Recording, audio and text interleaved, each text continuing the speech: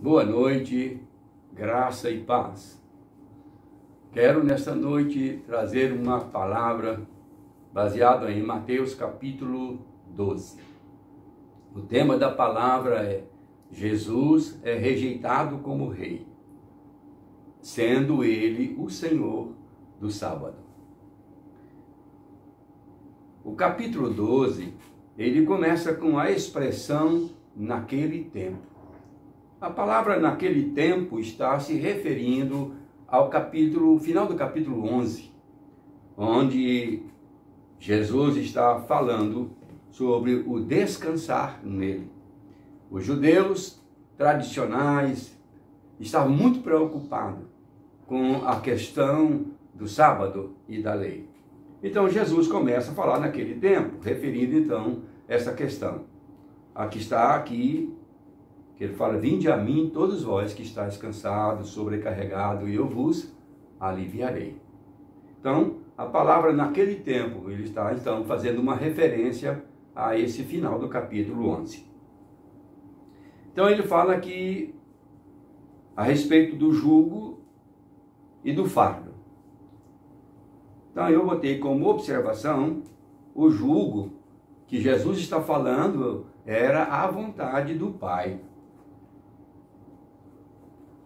E a vontade do Pai, o seu fardo, era a obra de levar a vontade do Pai, isto é, anunciar o reino de Deus e a salvação que Deus Pai estava realizando através dele.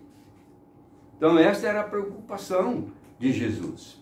Por isso então ele conclama os judeus para descansar nele. Era sábado e os discípulos passavam pela seara e começaram a colher milho verde. E começaram a debulhar e a comer este milho, porque estava com fome. Ali estavam também os fariseus. E eles então, preocupados com o sábado, estavam condenando os discípulos. E eles não disseram a Jesus: não é certo, não é lícito o que os seus discípulos estão fazendo. Eles estão comendo milho no sábado. O sábado foi ordenado aos judeus como lembrança da conclusão de Gênesis capítulo 2, verso 2, que diz que no sétimo dia Deus descansou da sua obra. Então, o sábado foi estabelecido para que os judeus lembrassem de que eles precisavam realmente desta conclusão do Gênesis 2, capítulo, verso 2. Descansou Deus no sétimo dia. Era também um sinal, o sábado era também um sinal da aliança que Deus fez com eles, lá em Ezequiel 20, verso 12. Para que soubessem que eu sou o Senhor, que os santifica. Nesta passagem, uma coisa que me chamou muita atenção, na expressão de Jesus, referindo então aos judeus. Primeiro, ele queria que os judeus descansassem nele. E em segundo lugar, Jesus estava dizendo que quem os santificava era o próprio Deus. Então o sábado foi feito por causa do homem, e não o homem por causa do sábado. Então é Deus quem nos santifica. Então não precisamos estar preocupados com aquilo que vem hoje ou que virá amanhã. É Ele que nos santifica. Era também para que eles lembrassem de Deuteronômio capítulo 5, verso 15. E Jesus então está lembrando eles: vocês eram escravos na terra do Egito. Eu vos tirei como um forte e ordenei que guardassem o dia de sábado. Deus estava então trazendo a memória dos judeus que eles foram escravos no Egito. Escravo não tem direito. Escravo não tem dia de descanso. Escravo trabalha dia e noite. Escravo é escravo. Deus está dizendo: tirei vocês do Egito. Eu os libertei de lá. E eu estou estabelecendo um dia de descanso para vocês lembrarem que vocês foram escravos. E agora, vocês não são mais escravos. Vocês são livres. Mas são livres para relembrar que tem que guardar um dia de descanso porque Deus guardou um dia.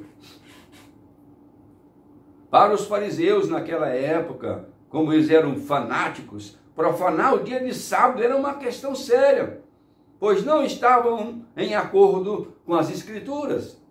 E realmente, de acordo com a lei do Velho Testamento, não estava correto. Eles não tinham conhecimento adequado das Escrituras. Eles só enxergavam o ritual da lei, o ritual da sobrevivência do sábado. Não estavam nem aí para aqueles que no sábado estavam morrendo de fome. O povo tinha fome. Jesus respondeu para eles naquele momento em que eles falaram que os discípulos não poderiam comer no sábado, nem descascar uma espiga de milho no sábado. Jesus ficou muito revoltado com isso. Então Jesus responde aos fariseus: vocês não leram ou não lestes? E mostra-lhes outro aspecto das Escrituras que eles não conheciam e não tinham revelação. Ele diz: Davi e seus homens, que também foram rejeitados. Eles entraram na casa de Deus. Davi e 400 homens entraram na casa de Deus e comeram dos pães da propiciação, que era um pão reservado só para os sacerdotes. E ele comeu, e os homens que estavam com ele comeu. E ele não foi condenado e nem morreu por causa disso. Jesus então está mostrando para eles o outro lado, uma escritura nova que eles não tinham revelação. A lei levítica foi essa a lei que Davi quebrou. Os pães eram exclusivos para os sacerdotes. Da mesma forma, Jesus também e seus discípulos foram rejeitados e passam a comer o milho no sábado. Então Jesus está mostrando para esses fariseus uma nova interpretação das Escrituras. Jesus afirma que, como Davi não foi condenado, também os seus discípulos não seriam. A palavra aqui de Jesus implica que a transição dispensacional do sacerdócio para a realeza foi o que firmou Davi. Na época de Davi, os sacerdotes eram os que comandavam a lei, eram os sacerdotes que faziam tudo que qualquer pessoa quisesse tinha que consultar o sacerdote. Mas Samuel, atendendo um pedido deles, Deus permitiu então que o sacerdócio viesse terminar e começar o período dos reis. Saul foi o primeiro rei. Não obedeceu a Deus, não cumpriu com os propósitos de Deus. Então, Deus abandona Saul e busca um que pudesse ser segundo o seu coração. E ele encontra um pastor, Davi. E Davi então é ungido rei. Agora o sacerdócio estava submisso ao rei. O rei tinha todo o comando. Deus disse através de Samuel para Saul, o povo: vocês querem um rei? Pois a partir de agora tudo vai depender do rei. O rei vai ser dono de vocês, das suas terras, vai fazer de vocês escravos, vai fazer de vocês soldados para a guerra. Tudo que é de vocês passará a ser do rei. Era dos sacerdotes, agora é do rei. Então, na presença e na unção de Davi, essa transição do sacerdote para o rei. Davi muda os tempos do sacerdócio para um novo tempo de reis, no qual os sacerdotes são agora submissos aos reis. Assim, a vinda de Cristo mudou a dispensação novamente. Desta vez, da era da lei para a era da graça. Davi muda do sacerdócio para o rei. Jesus muda da lei para a graça. Por isso Jesus está dizendo: vinde a mim, vocês que estão debaixo da lei, dessa escravidão. Venha a mim, eu vos aliviarei. O meu fardo é leve. Fazer a vontade do Pai é fácil, é leve. É só cumprir com isso. Então o convite de Jesus é feito aos judeus, mudando então a dispensação. Sai-se a era da lei e entra-se a era da graça de Deus. Na era da graça de Deus, onde Cristo está acima de tudo e de todos. O que quer que Jesus fizesse estava correto, porque Ele é Senhor absoluto de todas as coisas. Jesus mudou da casa, Jesus mudou da era do templo para a era da igreja.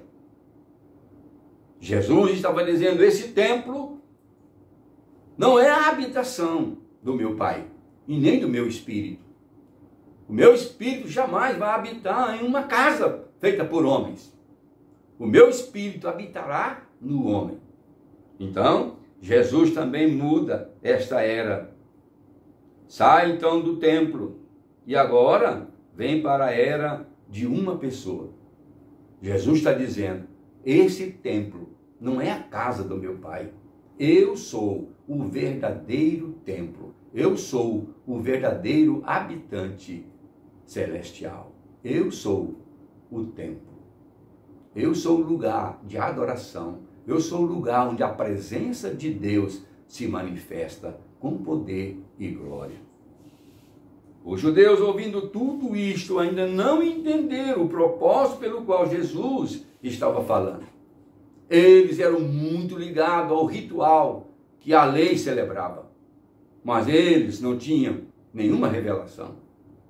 Mas Jesus cita então Isaías, que eles tinham olhos, mas não viam, tinham ouvidos, mas não ouviam, e o coração era duro como pedra, não conseguia discernir o tempo deles, tempo precioso deles, era Jesus ali na Galileia. Isto Jesus falou no primeiro sábado. Se você ler de novo aí, você vai ver que no capítulo 12 está falando o primeiro e segundo sábado. Em um outro sábado, os fariseus, vendo que ali na sinagoga havia um homem cuja mão estava mirrada. Se você olhar isso aí, você vai encontrar esse texto em Mateus capítulo 12, o verso 10. Este é o segundo sábado que Jesus vai, então, realizar a vontade do Pai. Os fariseus, vendo que ali na sinagoga havia um homem com a mão mirrada, e para o acusarem, perguntaram a Jesus: é lícito, Senhor Jesus? É lícito, Jesus, curar no sábado? Foi uma pergunta que os judeus, os fariseus fizeram, mas a intenção era ver se Jesus curava no sábado, para o condenar. Antes de curar aquele homem da mão mirrada, Jesus o comparou a uma ovelha. Jesus então para e pergunta para eles: quem é de vocês que, se a ovelha sua cair no sábado num buraco, você não vai lá e a tira do buraco e leva para o redil? Então Jesus, primeiro ele compara, que ele está falando de uma parábola da ovelha que cai. É lícito curar no sábado? E ele compara então o cara da mão mirrada como uma ovelha caída em uma cova no dia de sábado, e eles não iriam resgatá-la. E assim os fariseus calaram, porque eles faziam isso. Qualquer animal deles que caísse no sábado dentro de um buraco, num valado, ou se perdesse, eles iam atrás no sábado, porque eles tinham interesse de não perder aquele animal, porque ele custava caro um animal naquela época. Então Jesus afirma que a mão mirrada daquele homem fazia parte do membro do seu corpo. Uma ovelha era membro de um rebanho. Jesus então está dizendo, olha, este homem da mão ressequida, a sua mão é membro do corpo. E esta ovelha que eu estou falando, ela faz parte de um rebanho.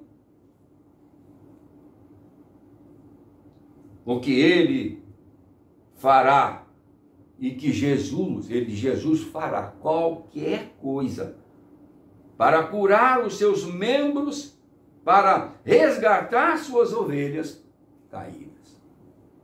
Irmãos, Jesus fará qualquer coisa para nos livrar de qualquer mal.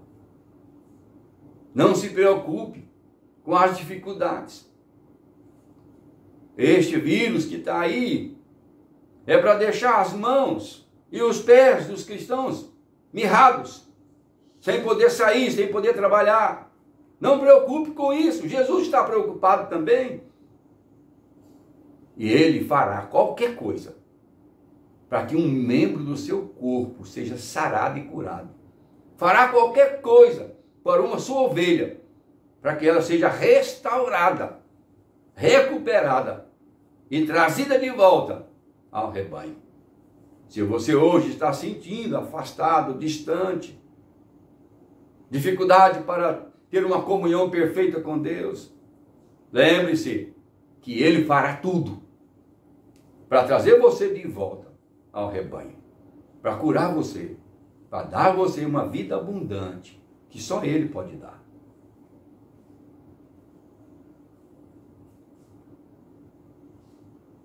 Com ou sem sábado, Jesus está interessado em curar os membros mortos do seu corpo, a igreja. Não importa a epidemia, não importa as dificuldades, não importa o sofrimento, não importa aquilo que você está passando hoje.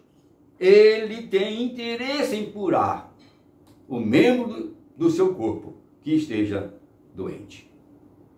Isto ele está se referindo à igreja, o seu corpo.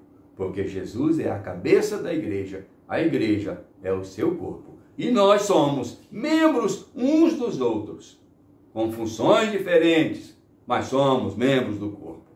Há uma autoridade sobre nós de operar a vontade de Deus.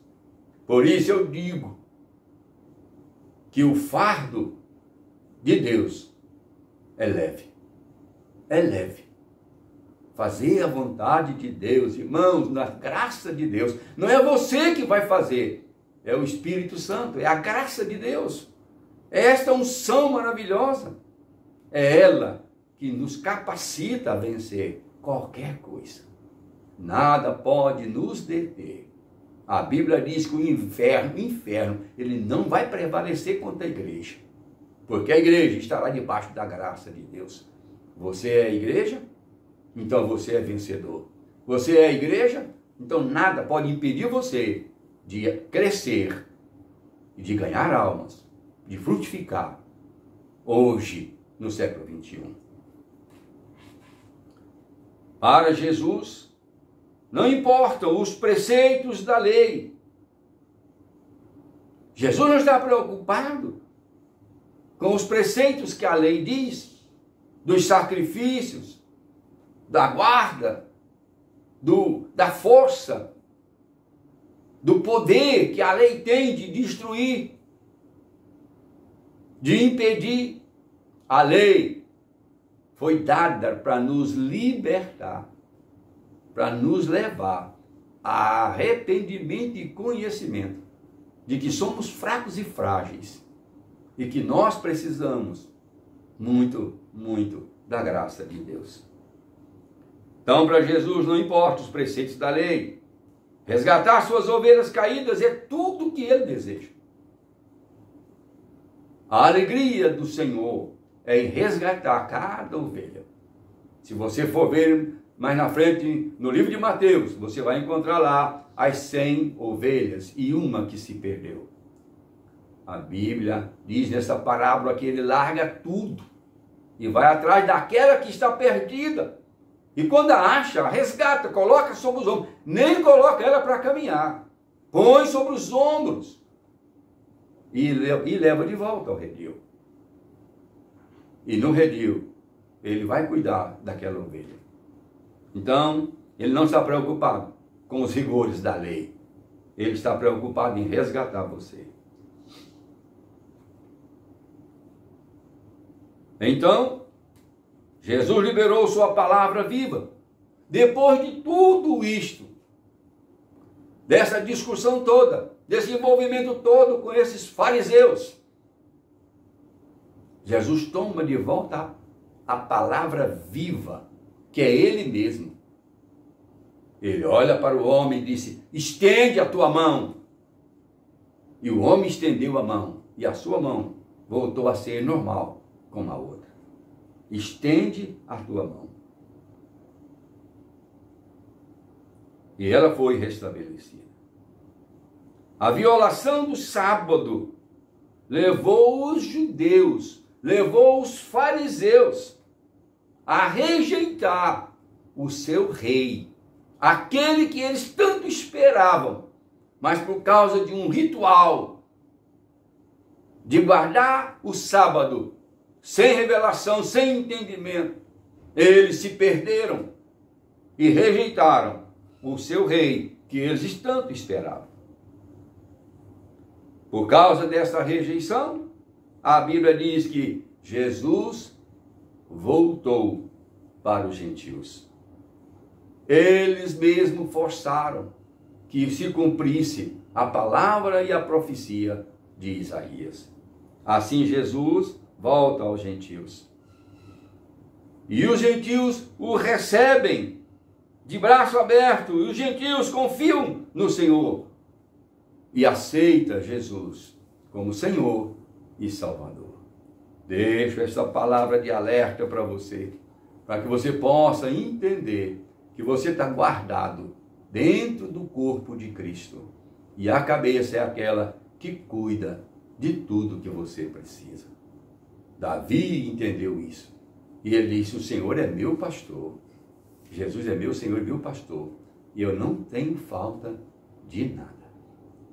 Se você tem Jesus como Senhor e Salvador da sua vida pessoal, nada vai te faltar. Nada vai te faltar. Ele cuida de você. Ele continuará cuidando de você. Em nome de Jesus. Quero agora fazer uma oração.